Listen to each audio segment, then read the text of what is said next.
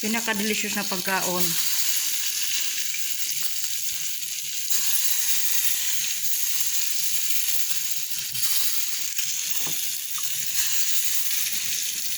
Roasted sausage. And then, makadikit na didi akon lunch. Mashed potato. And then, mashed potato. And then, pita bread. Pita bread. Amati at titsura. Ginimo ko lang hiya. Adi o.